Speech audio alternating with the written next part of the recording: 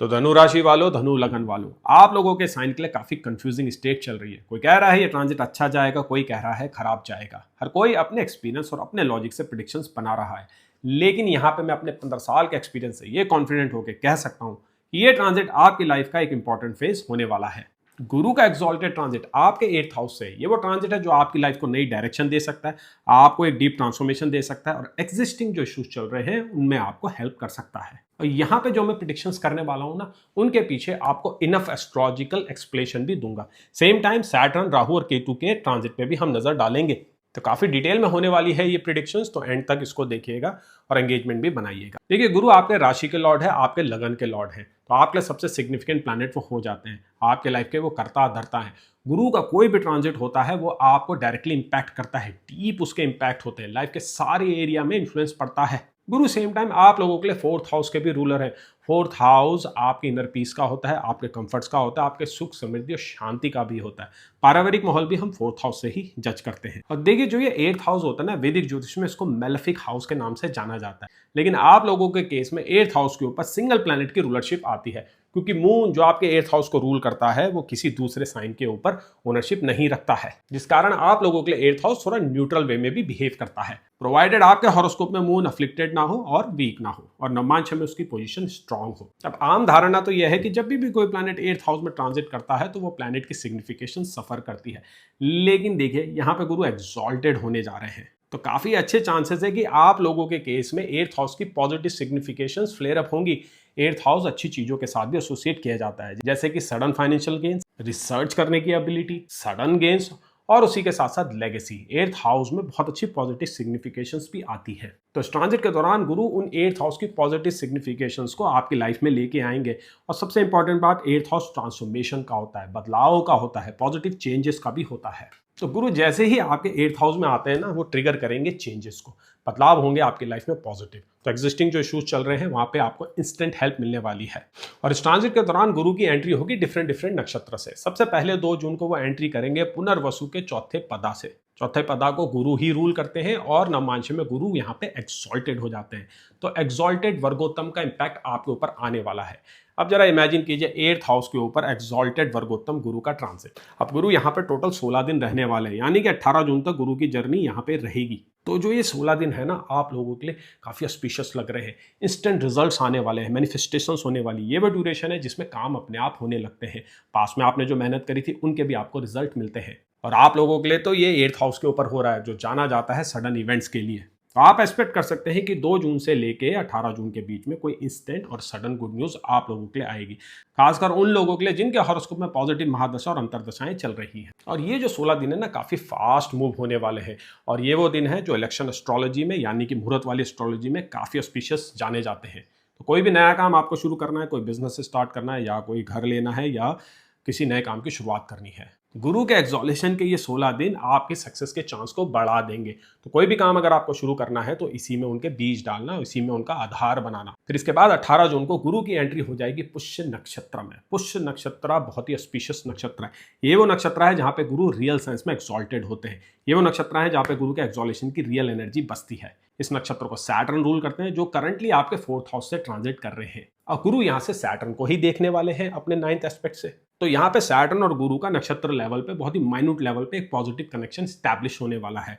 तो जो आपकी ढैया चल रही है 4th हाउस से सैटर्न के जो नेगेटिव इंपैक्ट है उसमें भी कमी आएगी, क्योंकि सैटर्न आपके 10th हाउस ऑफ कैरियर को देख रहे हैं, जिस वजह से आपके कैरियर में कुछ इश्यूज हुए हैं। सैटर्न आपके लगन को भी देख रहे हैं, जिस वजह से हेल्थ में भी कोई इश्यूज हुए हैं, डाउन आप काफी फील कर रहे हैं। लेकिन गुरु का जो ये एस्पेक्ट पड़ेगा पुष्य नक्षत्र से सैटर्न के ऊपर, वो काफी रिलीफ आप लोगों के लिए लेके आएगा। सैटर्न आपके केस में 2nd और 3rd हाउस के रूलर हैं, तो इन हाउसेस के भी पॉजिटिव रिजल्ट्स मिलेंगे आप लोगों को। वर्क स्पेस में आपके सिचुएशंस इंप्रूव होने वाली है। जो इश्यूज चल रहे हैं दुश्मनों से, सीनियर्स के साथ, वो रिजॉल्व होंगे। चीजें स्लोली आगे बढ़ेंगी और पॉजिटिव वे में फॉर्म होने लगेंगी। पुष्य वो नक्षत्र है जो आपके ऊपर एक पॉजिटिव ट्रांसफॉर्मेशन तो लेके आएगा, सेम टाइम लोग उसको रिकॉग्नाइज भी करेंगे, लोगों को वो चेंजेस दिखाई देंगे और ये चेंजेस आपके लिए पॉजिटिव वे में वर्क भी करेंगे। यानी आपने पास में जो काम किए थे उनको रिकॉग्नाइज किया जाएगा, आपके एफर्ट्स को इस बार जो है रिवॉर्ड भी दिया जाएगा। तो प्रमोशन के लिए बहुत ही पॉजिटिव विंडो शुरू हो रही है। 62 दिन की ये विंडो है, काफी पॉजिटिव है। अगर गुरु अतिचारी नहीं होते तो ये विंडो ऑलमोस्ट डबल ड्यूरेशन की हो जाती है। और गुरु का 8th हाउस से एस्पेक्ट पड़ रहा है आपके 12th हाउस के ऊपर और 2nd हाउस के ऊपर। 12th house abroad related matter का होता है, एक्सपेंसेस का होता है और हमारे माइंडसेट का होता है। गुरु की 8th हाउस की पॉजिटिव एनर्जी जब 12th हाउस में पड़ेगी ना, तो आपके एक्सपेंडिचर में कंट्रोल होंगे। जो एक्सपेंडिचर होंगे भी तो वो पॉजिटिव मतलब के लिए होंगे, वो मीनिंगफुल पर्पस के लिए होंगे। और गुरु का जो 2nd हाउस के ऊपर एस्पेक्ट पड़ रहा है, 2nd हाउस हमारी इनकम का होता है, हमारी सेविंग्स का होता है। और 2nd हाउस से हम अपने फैमिली के मेंबर्स को भी देखते हैं। 2nd हाउस से हमारी स्पीच और फूड पैटर्न्स भी देखे जाते हैं। तो यहाँ पे भी गुरु देखिए बदलाव लाएगा, पॉजिटिव ट्रांसफॉर्मेशन करेगा। जो आदतें चल रही हैं, जो आपके विकास में बाधा डाल रही हैं, वो अब आप दूर करने लगेंगे और नई हैबिट्स अब आप बनाने वाले हैं। गुरु पैरेलली आपकी लाइफ में मल्टीपल इवेंट्स कराने वाले हैं।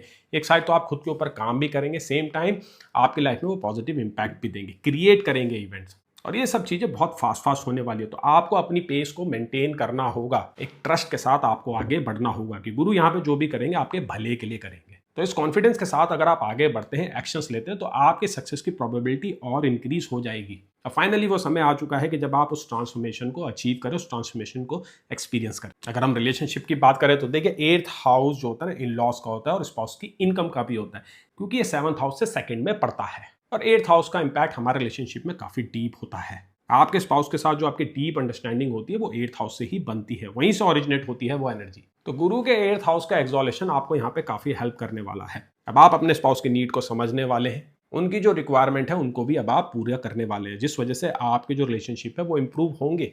Even though Saturn 4th house में चल रहे हैं, 4th हाउस डोमेस्टिक पीस का होता है, वहां पे कुछ नेगेटिव इंपैक्ट हुए हैं, लेकिन रिसेंटली सैटर्न ने नक्षत्र बदला है, वो रेवती नक्षत्र में आए हैं, जिनको मरकरी ही रूल करते हैं। और मरकरी बाय डिफॉल्ट आपके 7th हाउस रूलर है। तो मैरिज के अराउंड और पार्टनर के अराउंड आपकी लाइफ में काफी कुछ इवेंट अभी चल रहे हैं और गुरु उन इवेंट्स को रिफाइन कराने वाला है, उन सिचुएशन को रिजॉल्व करने वाला है। अगर अभी आप अनमैरिड है या अपने लव पार्टनर के साथ किसी स्ट्रगल से गुजर रहे हैं, मैरिज का प्रॉमिस अगर आपको नहीं मिल रहा है, तो गुरु का ये एक्सॉलेशन वो लेके आपके पास आएगा। देखिए यहाँ पे वीनस को भी देखना जरूरी होगा, क्योंकि वीनस जनरल कारक है मैरिज के और लव अफेयर्स के।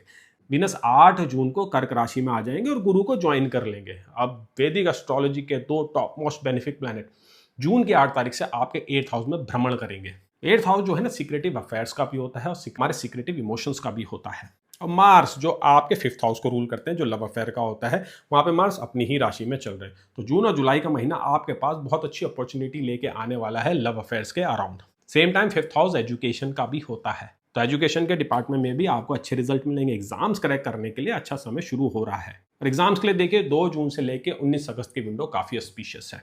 नई जॉब की अगर आपको तलाश है या अपने कैरियर की आप शुरुआत करने वाले हैं, तो गुरु का ये एक्सॉल्टेड ट्रांजिट आपको लिए काफी सार्थक साबित होने वाला है। अब देखिए पिछले साल जब से गुरु जेमिनी साइन में आए हैं, वो राहु के ऊपर एस्पेक्ट कर रहे हैं। राहु अपनी राशि में चल रहे हैं, अपने ही नक्षत्र में है, और आप लोगों के 3rd हाउस ऑफ करेज से जो है वो ट्रांजिट कर रहे हैं। राहु 3rd हाउस में बहुत अच्छे रिजल्ट देते हैं, लेकिन गुरु की दृष्टि जो उनके ऊपर पड़ रही थी, उस वजह से राहु थोड़े टेम हो रखे थे। तो चाह कर भी कुछ जो है आपसे एक्शन नहीं दिलवा पा रहे थे, कुछ ना कुछ रिस्ट्रिक्शंस आपके ऊपर लगी भी थी।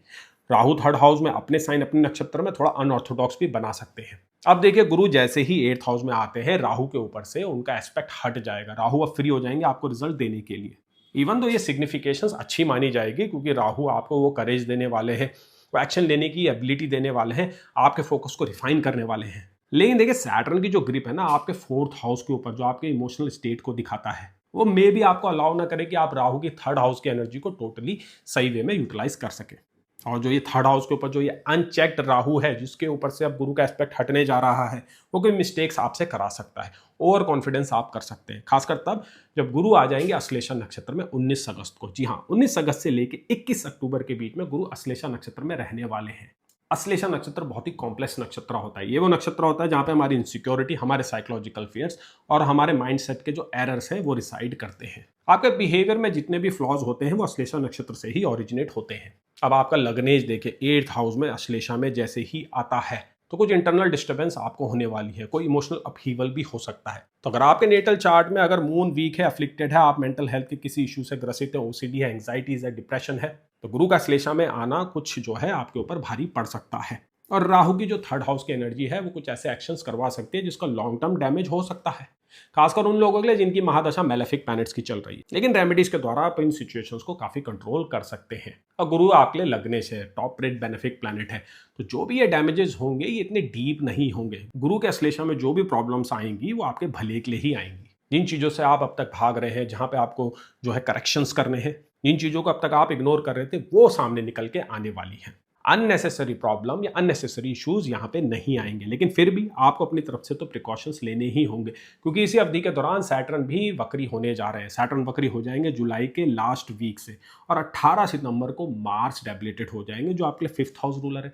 मार्स कहाँ डेबिलेटेड होते हैं? आपके 8th हाउस के ऊपर। तो गुरु का श्लेषा नक्षत्र में होना और 18 सितंबर से मार्स का वहां पे डेबिलेटेड होना, ये पीरियड हेल्थ के अराउंड थोड़ी अटेंशन मांग रहा है। तो हेल्थ मैटर्स को लेके आपको थोड़ा बहुत सावधान होने की जरूरत है, लेकिन इस ट्रांजिट के अंत में पहले फेजेस जो हैं 19 अगस्त तक जो ये फेजेस चल रहे हैं, ये काफी ऑस्पिशियस हैं। और जो कमी पेशी इस ट्रांजिट की है, ये देखिए 18 सितंबर से शुरू होंगी, जब मार्स डेबिलेटेड हो जाएंगे, गुरु को ज्वाइन कर लेंगे। तो 18 सितंबर से लेकर 21 अक्टूबर का वो समय है जहां पे आपको कुछ प्रिकॉशंस लेने हैं, जहां पे ये ट्रांजिट थोड़ा आप लोगों के लिए नेगेटिव साबित हो सकता है। अब इस पार्ट के लिए जो है बाद में भी वीडियो बनाया जाएगा, डिटेल में प्रेडिक्शंस करी जाएंगी, लेकिन फिलहाल के लिए तो आप ये समझ लीजिए कि ये ट्रांजिट आपकी लाइफ में बहुत बड़े बदलाव और पॉजिटिव चेंजेस लेके आने वाला है। कई लोगों के लिए once in a lifetime opportunity भी होने वाली है, क्योंकि इसके बाद गुरु यहाँ पे अगले साल तो आएंगे, लेकिन केतु के साथ रहेंगे। फिर उसके बाद 12 साल बाद गुरु ने यहाँ पे आना है। तो गुरु का जो सही अर्थों में जो एक्सॉल्यूशन हो रहा है ना, वो इसी साल हो रहा है, इन्हीं 150 दिन की अवधि में हो रहा है। तो इसको टोटली यूटिलाइजेशन के लिए आपको रेमेडीज की जरूरत पड़ेगी। रेमेडीज में आप विष्णु सहस्त्रनाम का पाठ कीजिए, ये आप लोगों के लिए कंपलसरी है, क्योंकि गुरु आपके लग्नेश है, आपके राशि के लॉर्ड हैं। तो ज्यादा से ज्यादा इस ट्रांजिट का फायदा उठाने के लिए आपको विष्णु सहस्त्रनाम का पाठ करना ही होगा। और आपके जो 9th हाउस लॉर्ड है वो है सूर्य, आपके जो भाग्यश है वो है सूर्य, उनके अपीजमेंट के लिए आपको आदित्य हृदय स्त्रोत का पाठ करना चाहिए, सूर्य को अर्घ भी देना चाहिए। 9th हाउस जब बली होता है, 9th हाउस जब स्ट्रांग होता है, तो लाइफ की आधी प्रॉब्लम और आधे इश्यूज रिजॉल्व हो जाते हैं, वो सरफेस ही नहीं होते हैं। तो ज़्यादा से ज़्यादा इस ट्रांजिट के इम्पैक्ट को मैक्सिमाइज करने के लिए आप रेमेडीज जरूर कीजिएगा। इवन दो जो कस्टमाइज रेमेडीज होगी वो आपके हॉरोस्कोप के ऊपर ही डिपेंड करेगी। तो कंसल्टेशन चाहिए तो आप मुझे व्हाट्सएप कर सकते हैं। आपके कोई भी कमेंट है, कोई भी आपकी राय है, आप नीचे से कमेंट सेक्शन में लिख सकते हैं। चैनल में नए हैं तो चैनल को सब्सक्राइब कीजिए, वीडियो को लाइक कीजिए। ऐसे ही इन डेप्थ वीडियो जहाँ पे सिर्फ एक ट्रांजिट के ऊपर फोकस नहीं किया जाता है, बाकी ट्रांजिट्स को भी बीच में लाया जाता है, मैं आपके लिए लेके आता रहूँगा। तो मैं आशा करता हूँ गुरु का एक्सॉल्टेड ट्रांजिट आप लोगों के लिए काफ़ी अच्छा जाए। आपको ये लगन है, आपके राशि के लॉर्ड हैं, आपके लिए वो भरपूर सहयोग दें।